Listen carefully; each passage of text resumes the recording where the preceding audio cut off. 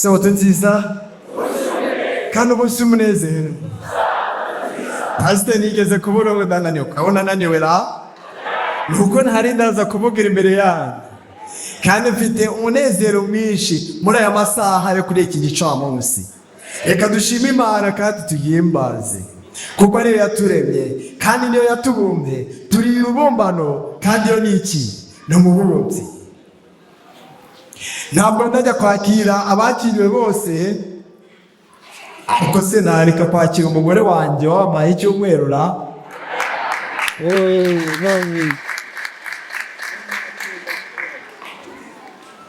Ikigali batutse bose mwabizi muri inshuti zanjye, sibyo se? Ariko mfite inshuti bayemoshe kandi ni umugore wanjye. Reka haguruke munsi yatabamo icyumweru cyose, wanegurira imyambaro nzambara icyumweru cyose, yari korora ndani umwaki uriya ni umugore wanjye.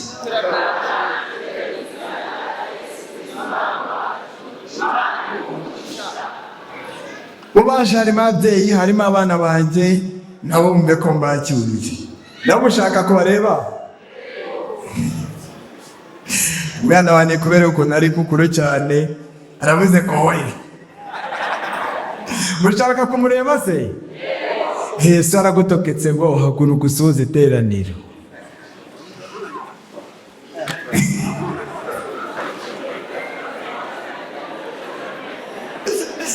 Ariko papa ari mukuru kuri aho yicaye, ariko n'umwana wanjye. Ngira ngo tumaze ibihe byinshi turimo turagenza ute? Twahereye ku isabato tugenza ute? Twarize cyangwa ntabwo twize? Reka mano kamera murabizi ko ndi iki? Niyo mpamvu bacamo tujyanira. Ku isabato saa tanu twarize si? Hajya twize imiti. Umuhanzi w'iki? Umuhanzi w'icyatwa. Twarebye neza uburyo ki umuhanzi w'icyatwa ugira uri ahantu yiherereye, azi izina ryawe, azi ibibazo byawe, azi ibyo unyuramo byose, kandi yiteguye kugufasha. Nyuma ya saa sita hose twarize cyangwa ntabwo twize? Hajya twize ngo iki? Twize ngo iki? Ndinde. Nyuma y'uko umuhanzi w'icyatwa se akuzi, wowe ubwawe uriyizi cyangwa ntabwo wiyizi? Bravo. Nuko kuwa mbere w'isabato nawe twagenje ute? Abaje mu materaniro ya mu gitondo, hajya twize ngo iki? Urajyayo. Urajyayo. Twabona abagabo babiri banashishwe ikibazo ngo uragenze ute? Urajyayo. Twabonye Pawulo ndetse tubona na Balamu. Twabonye ko Pawulo aho yajyaga ntabwo yari afite amateka yo kumenya ibya Kristo neza, ariko twabonye ko Balamu yari umuhanuzi w'Imana kandi yahatirije Mwuka w'Imana kugira ngo ajye kuba mu bwoko bwa Isirayeli. Mu nzira abo bombi bagenda babashijwe ikibazo ngo urajyahe? Muraho. Maze kuwa mbere w'isabato nimugoroba naho tugenze ute? Hajya twize ngo iki? Nyirabayazana ninde? Ninde uduteza ibibazo muri iyi si? Ninde uduteza akaga muri iyi si? Ninde utuma duhura n'umubabaro? Muraho. Ndabyibuka ko icyo cyigisho nashatse uburyo kinagihindura nyuma y'amakuru nari maze kubona, ariko ndashimira yuko Imana yemeye ko gitambuka kandi kigatambuka neza. Zina ryayo rihabwa icyubahiro. Nuko kuwa kane w'isabato mu gitondo naho tugenze ute? Ntacyo. Ntabwo mwaje mu materaniro mu gitondo, twari benshi. Abaje twize ngo iki? Ibuka aho ugenje ute? Ibuka aho wanuri. Ntabwo narinze amateka yawe, nanjye sinzi amateka ayanjye ndayazi icyo bikoze, ariko yawe ntabwo ugenje de. Ni byiza kwibuka aho Imana yagiye idutambutsa, tukibuka kandi Imana yagiye idutambutsa, tukibuka ibyo yagiye idusimbutsa, maze tugafata icyemezo tukareba imbere ngo tuyiyegurire. Abanyeshuri ba GS Runoga muri aho? Nta banyeshuri barimo? Abana GS Runoga ntabwo bari mu iteraniro se? Abana muri abana beza. nuko se kwa kane n'isabato mwe twize icyigisho tuvuga ngo iki? Igitambo Imana igenza ute? Twabonye iki gitambo cya Kayini ndetse n'Abeli, tubasha neza kubona ko igitambo Imana yishimira kuruta ibindi ni umutima ugenza ute. Nuko nimugoroba kwa kane w'isabato naho twagenza ute? Twize ngo iki se? Ninde utegeka isi? Akenshi Satani yigira yuko ari utegeka isi, ariko twabashije kubona neza yuko Yesu yaramutsinze kandi atitubasha mu ijuru na hege. Kwa gatatu w'isabato mu gitondo nabwo twari mu rusengero kandi ukagenza uti? Hajya twize ngo iki? Isuzume ukomeye nyuma ng'iki n'amase. Twabonye uburyo ki amase ashobora kugushuka yuko akomeye ukabasha kuyakandaniraho ukaba wanyerera. N'abakristo dukwiye kwisuzuma tutagaragara inyuma ko turi beza, nyamara imitima yacu iri kure. Kandi Yesu runoga ku gicamunsi cyo munsi nabwo twarize nyuma y'igitambo Imana yishimira twize ngo iki? Inyeshyamba itaragenje ute? Inyeshyamba itaratoje. Twabonye uburyo Yefuta yakutsemo akavuka abateye batamushaka. Tubasha kubona yuko nyine yari maraya, ndetse Yefuta abasha niwe mwana wa mbere umubyeyi w'umugore yanze. Nyina aramubwira ati ntabwo we Yefuta ngushaka cyane nafko. Nta nubwo yamubwira kuko akiri agahinja. Nyina yari maraya, aramubwira ati wa mugabo were twabyaranye, fata ibyawe Yefuta nanjye nsubiye mu kazi. Muraho twabonye uburyo ki Yefuta yakuriye mu rugo rwa Nyireyadi, nuko arakura imyaka iba myinshi, ndetse tubona uburyo ki bene se batamwishimiye. Tubona uburyo ki bamubwiye ngo nta gakondo ufite, nta gakondo ufite muri Gileyadi. Twabonye uburyo Yefuta yagiye i Tobu, amaze kugera ku Tobu twabonye uburyo ki Yefuta yakoze iki? Umutwe w'iki?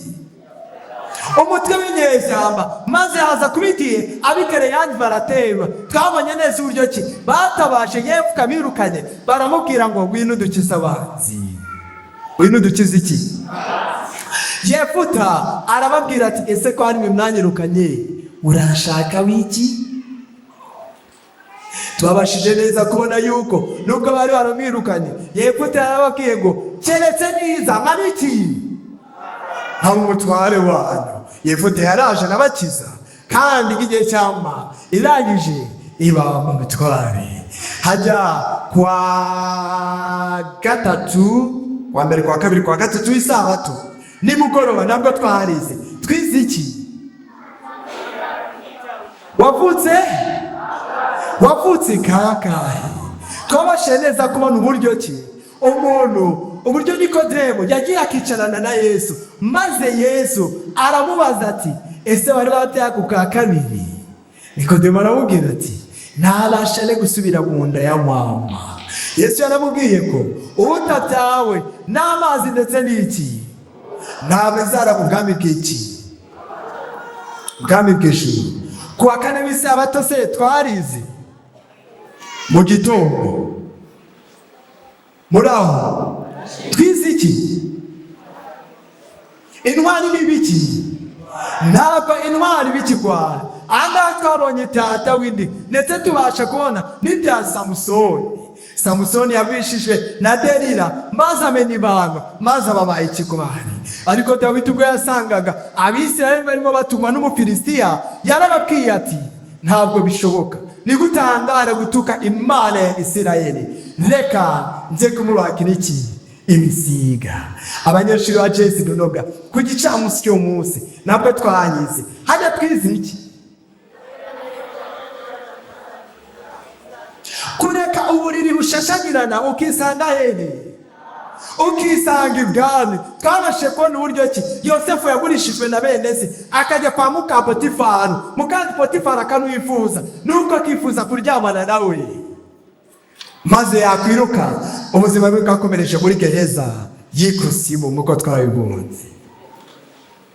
Ariko twabonye neza ko Yosefu yakomeje kunamba ku Mana, kandi yavuye muri gereza ajya hehe?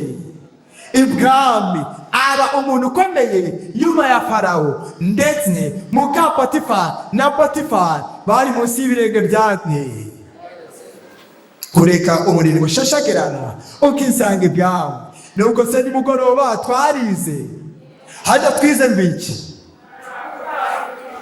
gukanura kw'iki, ntabwo kubuza iki, ntabwo kubuza ishyamba gusha. Twabashe kubona neza uburyo ki hari abantu benshi babasha kumenya amakuru nk'uko u Rwanda rubasha kubona ishyamba riri gushya, aho kugira ngo rutange ikimenyetso ku zindi nyamaswa, aho kugira ngo rutange ikimenyetso ko ishyamba riri gushya ngo rize rizime, ahubwo rufundira ko rirugenza uti ruriruka. Niko natwe benshi mu bakristo tubasha kubaho, ugasanga twamenye ukuri, ariko ukuri ntitubashe kugusangiza abandi bategereje igihono. Hajya mu gitondo gikurikiyeho twarize, hajya twize mu ikivugo cyawe. Twabashe kubona neza yuko buri wese akeneye gutegura ikivugo cye, maze ukamenya ngo ni ikihe kivugo kuzarata imbere y'Imana. Nuko ku gicamunsi abana baciye sirunobe nawe ni kwihuta. Twarize cyangwa ntabwo twize? Hajya twize mu cyumba cy'iki, mu cyumba cy'inzara twabashe kubona iteya Daniyeli ari bukoba bw'intare, mu gihe yashugunyogamo marayika w'Uwiteka aramufata. Nabarangije abandi batwara 119 bajugunywemo intare z'amasabye. Nubwo waba uri mu cyumba cy'inzara, Uwiteka yiteguye kubana nawe kandi yiteguye kukurengera, yiteguye kugutabara igihe cyose kuzaba umwisuze kandi umwiyeguriye. Umugore wawe munsi se naho twarize, hajya twize mbiki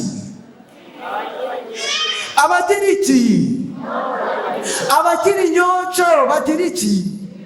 Twabashe kubona muri uyu muntu wari ufite inyonjo ari kumwe n'umuntu wacumbagiraga, maze wacumbagiraga agiye kubona abona abantu bose bahanze amaso ku muntu wari ufite iki. Twabashe neza kubona yuko uwo muntu yari afite ikibazo, ari nayo mpamvu abantu benshi bamurebaga. Twabashe kubona neza yuko igihe cyacu dutwaye kitubera inyonjo duhetse, kandi koko abagira inyonjo bagira iki. Ejo mu gitondo naho twagiye nshuti twarize, ntabwo twize ejo twize ibyigisho byinshi cyane, ngiye kugenda mbishyira mu bice. Ejo mu gitondo muri Nibature twarize, ntabwo twize. Hano twize icyigisho cyavugaga mu iki,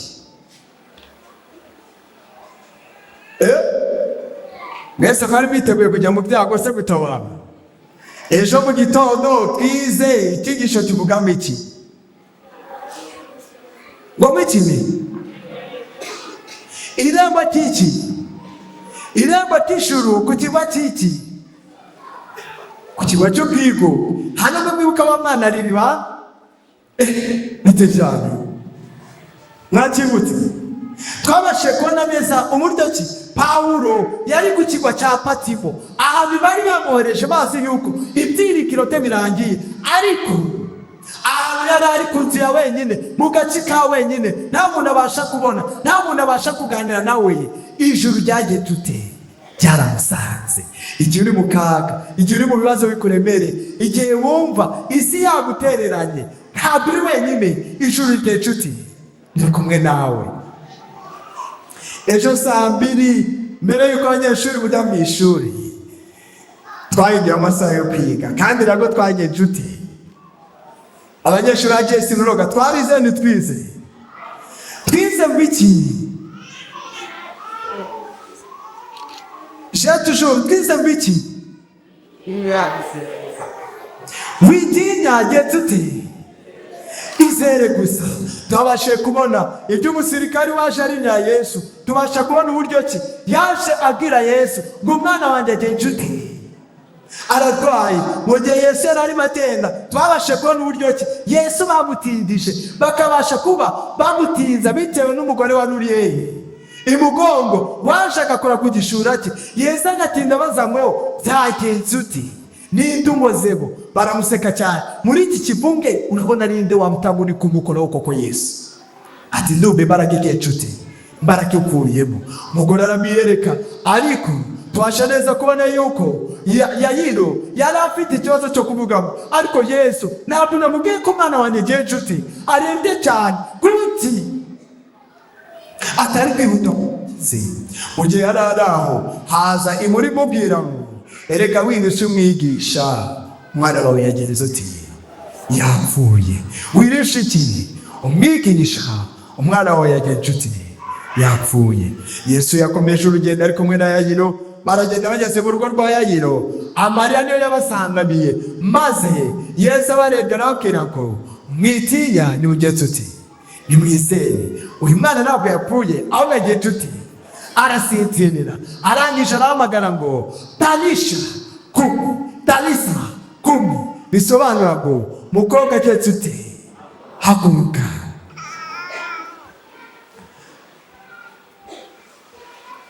Nuko kandi ejo nimugoroba nabwo twaneze, ubwo narutse icyigisho cyo kumwanya ku gicamunsi kijyanye no gutabara twize nacyo, ariko reka njye ku cyane nimugoroba twatangiranye isabato. Nubwo ejo haje bake zivamo mutari muhari, nimugoroba twize icyigisho kivuga ngo iki? Mwaje cyangwa ntabwo mwaje? Hari abo ndiguza amaso namwe mwaje? Twize ngo iki? Utazabona. Uwifuza icyazagenza uti icyaza agira ati icyama nagenza uti icyama ngapfa. Umuri uzapfa n'ubyifuza.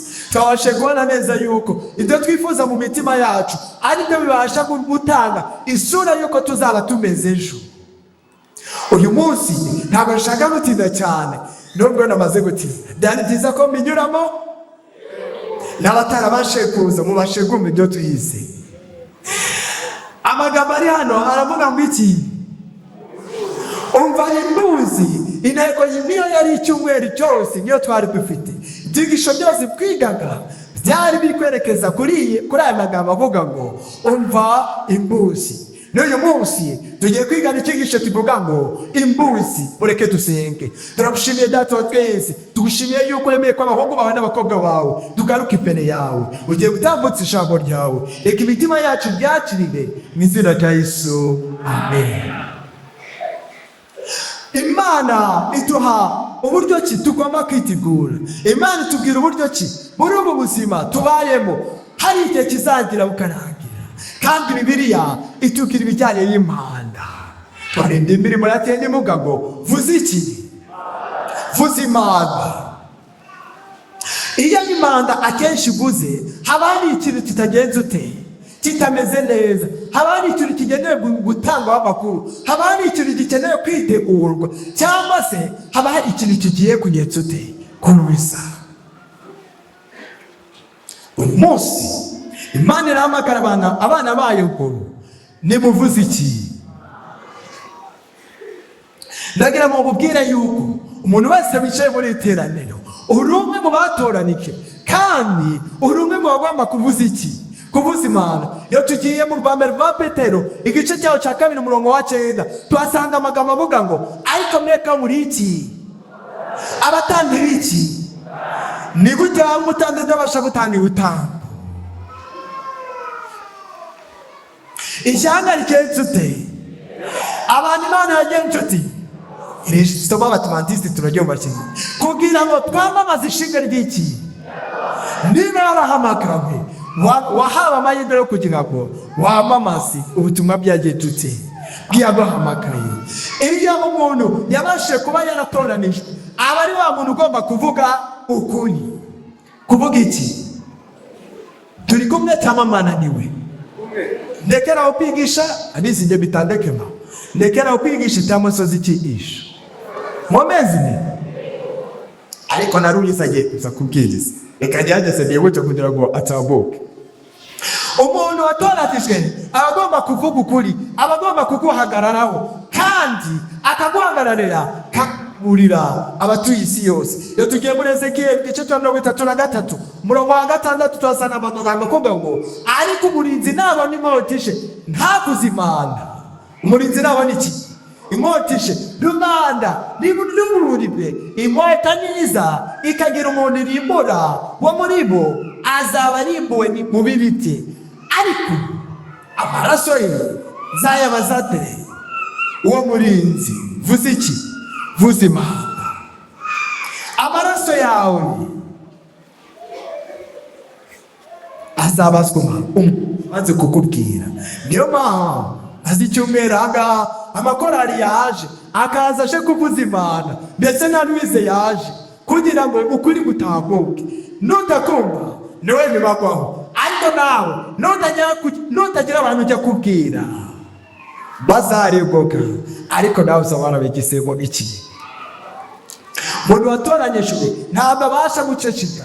Iyo tugiye mu gitabo cy'Ibyahishuwe igice cyaho cya 14 umurongo wa 4 kwa 6 hari ubutumwa bw'abamarayika batatu. Marayika wa mbere yakavuza impanda kandi abwira abantu iby'urubanza. Nuko mbona marayika wundi aguruka aringanije ijuru afite ubutumwa bwiza bw'iteka ryose, ngo abubwira abari mu isi bo mu mahanga yose n'imiryango yose n'indimi zose n'amoko agenje uteni.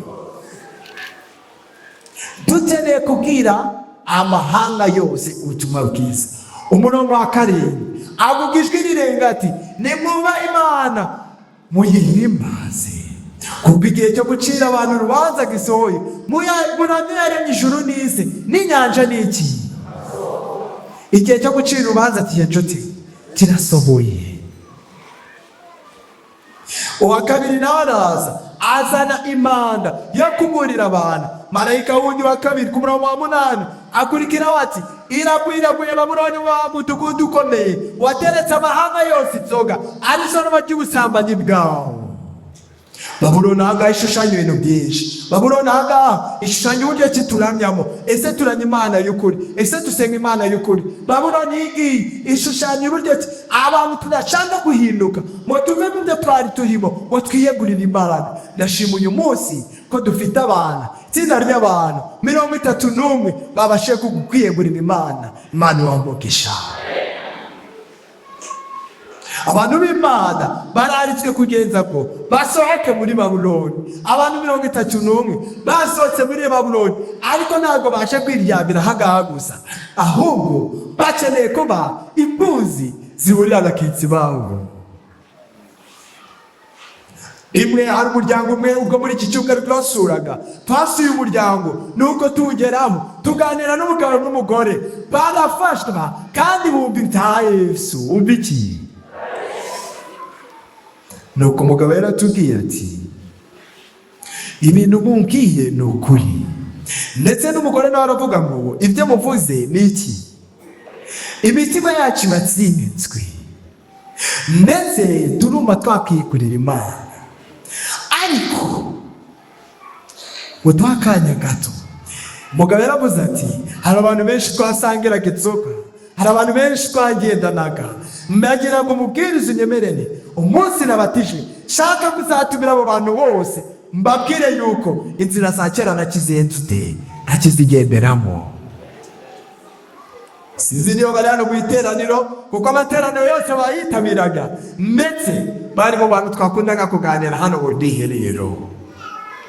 Marayika wa 3 nawe araza afite impanda. Marayika w'umundi wa 3 akurikira avuga n'ijwi rirenga, umuntu naramanyanya amaso n'ishanya cyayo agashyirwaho ikimenyetso cyayo mu ruhanga cyangwa mu kiganza. Uwo ni uzanywa ku nzoga ariyo mujinya w'Imana yiteguwe idafunguyemo amazi mu gacuma k'umujinya wayo, kandi azarobazwa n'umuriro n'amazuku imbere y'abamarayika bera n'imbere y'Umwana w'Intama. Isi nk'uko twabibonye mu cyigisho cya Nidutegeka isi, twabonye neza yuko Imana ifite ikimenyetso ndetse na Satani afite iki. Nawe ugitamo umuzakorera. Iyo tugiye mu Byahishuwe igice cya 14 umurongo wa 12, aho niho kwihangana kw'abera kuri bitondera amategeko y'Imana bakagira kwizera nko kwa Yesu. Impanda kandi idutera itigiro. Impanda iyo ibashe kuvuga twongera kugira ngo twisuzume uyu munsi, twarangiza tukabasha gufata icyemezo cyo kugira ngo ejo hacu hazabe heza. muze gusoma mu rwambere rw'Abakorinto 15:52 ndetse no mu rwambere rw'Abatesalonike igice cya 4:16. ariko ndagenago no kumera iki umutumwa tugomba kumuvuga hose, tugomba kumuvuga hose muko Abanome igice cya 8:13-12. ijoro rirakuze murenda kugenza ute? ijoro rirakuze murenda kugenza nahawe nanjye kugira ngo tumenye neza yuko ijoro rikuze kandi ugenda kugenza ute. nuko twiyambure imirimo y'umwijima twambare intwaro z'iki. igihe dufite ni gitoya kandi urubanza ruri bugufi, ariko imbabazi z'umwami wacu Yesu ziracyatitute, ziracyahana. Ezekieli somo twatangishe riravuga ngo umurongo wa 33, umurongo wa 4 ndetse n'uwa 5. badusomeye wa 5 gusa. nashaje mbera ku wa 4, maze usumbishwe ry'Imana wese ntiyite ku mbuzi, imota yazi kamurimbura, amaraso ye aba ari we azamazwa.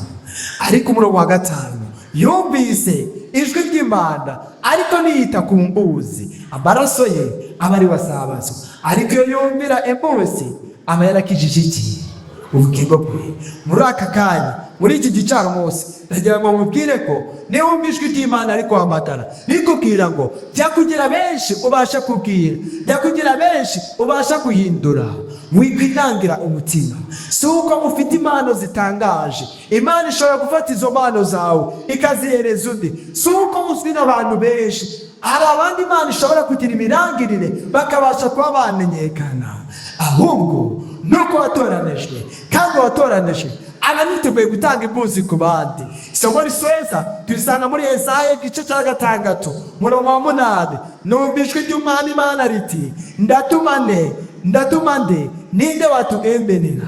maze ndavuga nti, ninjye, bari byigenza ute? igihe wabashe kumenya ubutumwa ntabwo ukwiye kubuceceka, ntabwo ukwiye kuba impumyi, ahubwo ukeneye kubwira benshi kumeruka kuri Yesu Kristo. ntabwo ukeneye gutegereza ngo iherezo ry'Imana rize, ahubwo ukeneye kubwira abantu yuko iherezo ry'Imana riri bugufi, kandi ko Kristo agiye kugaruka, kandi ko bagomba kumwitegura, kandi ngo bahinga azaba agarutse yiteguye kugira ngo njye nawe azatugeze mu bwami bwo mu ijuru. nibyo mbasabira nanjye nisabira kuri iki gicamunsi mu izina rya Yesu, amen.